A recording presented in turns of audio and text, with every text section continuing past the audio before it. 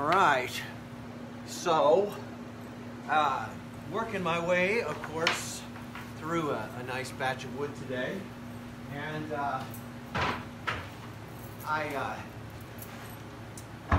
I'm at a nice place. I got everything drilled, and it's time for me to finish these tops. And what I do, I wanted to show you. I've shown you before, but why not share a little bit? Levi, good to see you, buddy. I just kind of sink these tops a wee bit, just a little bit, with my highly technical broken countersink drill bit that works perfectly. I do the tops, then I flip them, and tiny bit of a countersink on the bottom, just a little bit, just to knock off the edge. Yeah, right? Sawdust flying. So I go hardware deep in the tops, and then in the bottoms I just knock off the little bit of the edge, and that gives it a soft edge on the bottom for when I'm screen printing them. So you don't want any Edward Pigeon. I love you, brother. I know about what tomorrow is. I'm with you 100%. So just want to knock off the bottom edge, anything here that's going to tear your screens. So I like to bevel these, not really countersink them, just bevel them a little bit.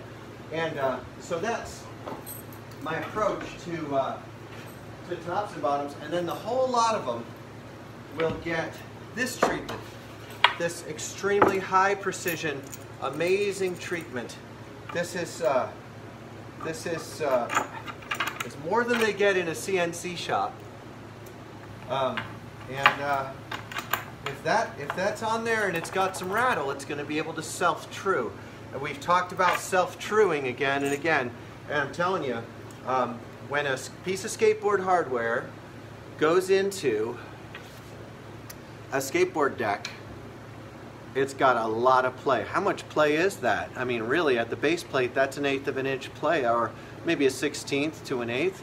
And then your base plate's going to go on there, and your base plate's going to tighten down, right? And look at how that can move. That's a lot of play. And your board, even when your hardware is tight, your board is rattling that base plate all around. And if you could see it with the camera, your base plates, you know, if you're running a soft riser even more, your base plates are wiggling because of the bump of the road. And you want there to be play in the holes and the hardware, because the whole system is actually a self-truing system. And that is awesome. It's not a hi-fi system, it's a lo-fi system. And every time I get to this point where I'm doing my final check, I'm making sure that there's enough room in your truck holes.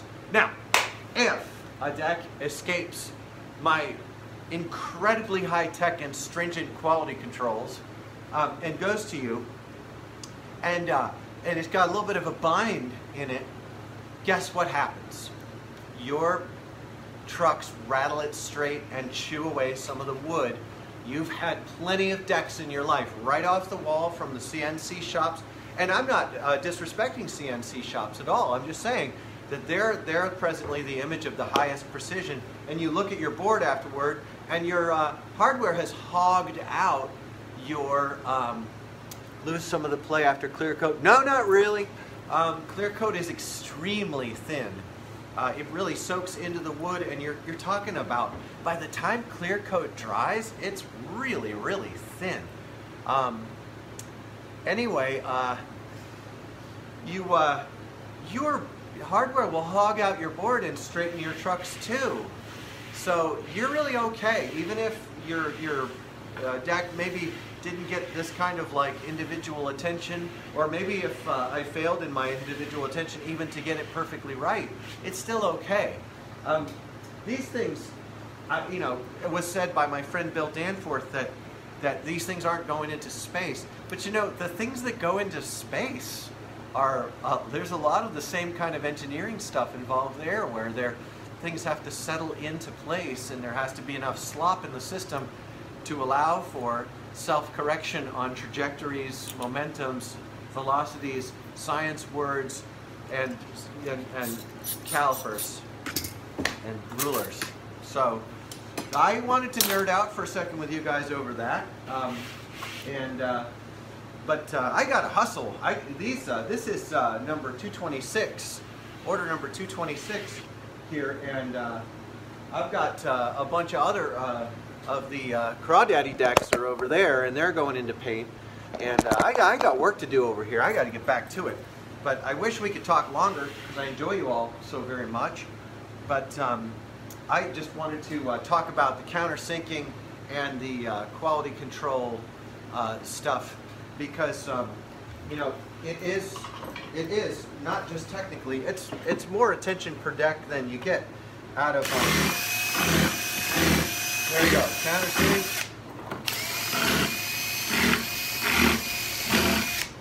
countersink,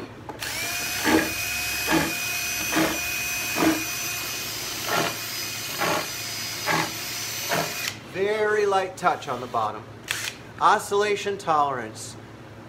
Spaceships have all tolerance for all of a tolerance for oscillation. Nerd moment. It's true. Spacecraft, rockets, ISS, etc. Everything has to have slop and play in order to oscillate into center. And what I love, you know, when my boards were made in a factory, God bless them, poor guy who had to deal with me because he would tell me about his CNC and gave me a tour, and after seeing all that equipment, I came back to him and was like, well, if it's all CNC and it's all that, then how come my boards are anywhere from a 1/16 of an inch to an 1/8 of an inch, or even sometimes a 1/4 of an inch wrong? And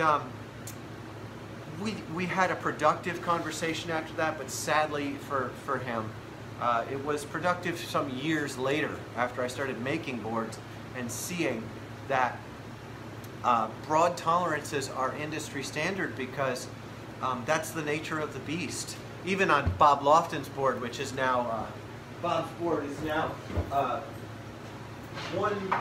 one sanding away from paint, so it's going to be top painted today.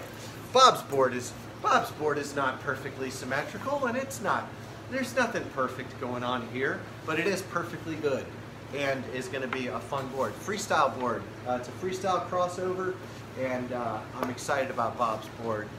And just want to take the tail end of our time together to ask everyone to please be praying with me and with Ed Pigeon. Ed is going in tomorrow to get his brain rewired. He has had essential tremor for years and years, and they are going to go and put in some hardware into Ed's body to try to control these essential tremors and get him back some control over his life. So please join me. Prayers, good vibes, good feelings, attention to dear Edward Pigeon. He is a father of the skate scene, and Ed is basically my pastor. And we all love you, Ed Pigeon. We love you so much. We're rooting for you. We're praying with you. And none of us will be ignoring what happens next. And I'm planning some rides, and one of them is going to be, oh, it's so good to hear from David Waddell. Love you, brother. Go to work. Have a great day, brother.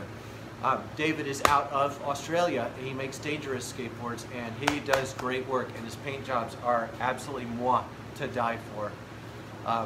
Thanks, David, for wishing Ed luck. Dear friends, yes. We're a community of people. We got to pray for each other, or we got to think about each other and send goodwill to each other and love each other, because when we are at the end of our lives, that we will not regret that we loved and took care of one another and forgive each other.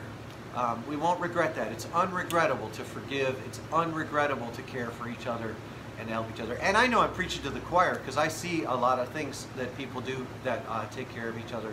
And I'm grateful for each one of you, and so glad that we get to play with wooden toys together. So I'm going to get these things finished into sanding today, top coats, and then maybe the next time we're together we'll do some paint. All right, you guys know the drill. Hi, Mom. I love you.